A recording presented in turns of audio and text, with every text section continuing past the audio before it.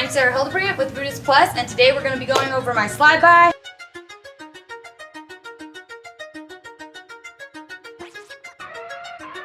When I was wrestling boys growing up, they would like to come in very aggressively because I was just a small little girl. They thought that's how they would beat me. So I really originated this move just as a way to keep them away from me, using their momentum against them. It worked really, really well, and eventually I just started building offense off of that. So that's the cool thing about this move. You can start with a very low commitment defensive way. As you get better, throw your own flair with it, and offense will derive from that. Where we're hitting this move, your opponent comes in, they're hitting you with a hard collar. Typically, when they're coming in with this collar, their intention is to pressure into you. Before I go, obviously I'm not just reaching with an outside tie, but with that said, this move is super unassuming because you're on the outside. People feel very comfortable when they have inside control, they have a strong collar. This is great, playing into our move exactly how we want. So when she collars me, she's here, I'm looking for this leg to step forward, and I eventually want our lead legs to match. What I'm doing is overtying, so I'm coming around her arm, and I'm grabbing her ear and squeezing it, making her head tight to her bicep. This is where I want to be when it's time to go. I don't want to hang out here because obviously now my lead leg is exposed. She hits me with a hard collar, she's walking in, I'm looking for these lead legs, coming in tight here. Now I'm coming right above the elbow. This is an important part.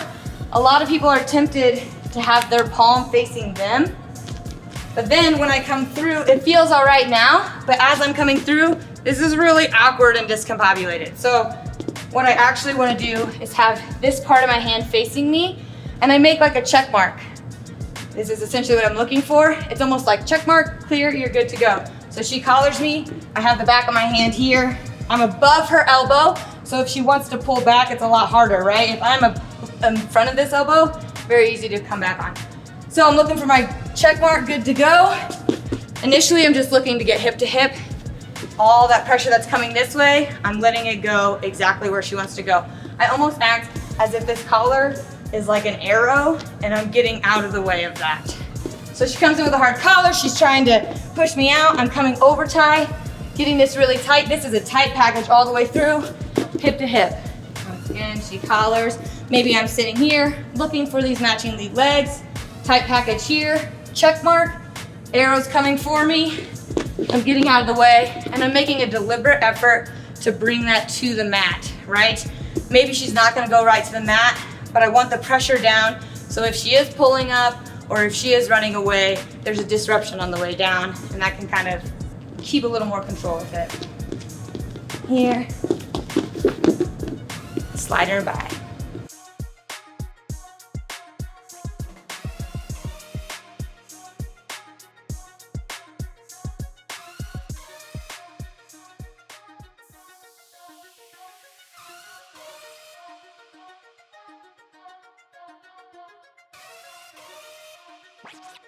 So when I first learned this move, I was just focusing on bringing it to the mat, and you'd be surprised by just that direct and then like a lot of intent and bringing it down. All of their momentum, you can literally just get behind them that way. So if she's coming into me here and I am just purposely coming down here, now I can just cover and finish the takedown that way. You have great angle, all of her weight's going down. I'm coming here and just following it up. Obviously for me, I'm right here squeezing, getting the knees together, going to a leg lace. But if you're ending up on top, you're set up to go anywhere from here. And I really like that. It just opens up a lot of versatility. It's good for any wrestler. So again, if we're just coming down to the mat,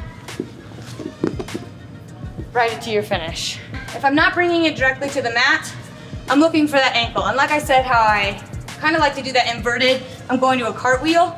This hand, as you're going down, her foot is naturally gonna come right past it. And that's where I'm swooping up. I'm in a single leg position at that point, exactly where I wanna be. Or right here, it's gonna fall right into it. There's no special technique there. I'm anticipating that. I know she wanted to go that way. I'm getting out of the way for her to go that way. Her body follows through. I know her ankle's gonna be right there for me to swoop up. So again, though that's only gonna happen if I'm coming down like this, right?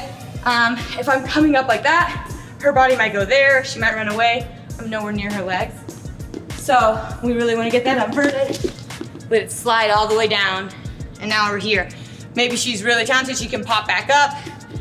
We're in a single leg finish here. Maybe she stays down. I'm crawling up here, looking for my leg raise transition. Again, lots of versatility. You can expect that leg to be there. So practicing it that way, knowing it's gonna come there, swooping up, finding your finish.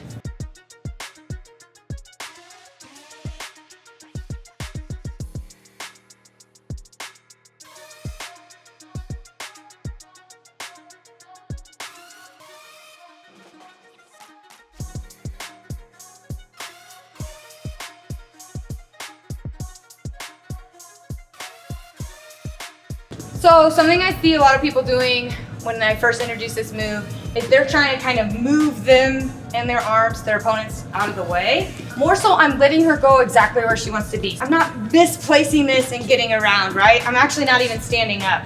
What I really want to do is, if Amy's pushing into me this way, I want to let her go that way. It's almost like a bull and a matador. I'm letting that momentum take itself by simply getting out of the way and not ducking or standing up with it.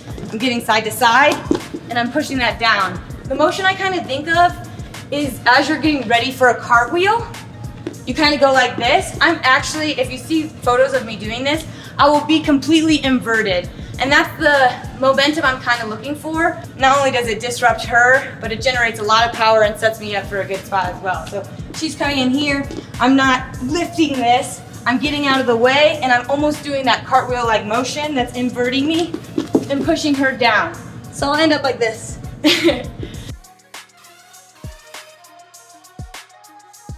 One more time here. Kind of like that cartwheel, and again, I'm not lifting this, I'm getting out of the way of it. So she'll pressure in, let that pressure go exactly down. I'm pushing this here so it can kind of stick her to the mat instead of keeping her running off this way or circling on another direction.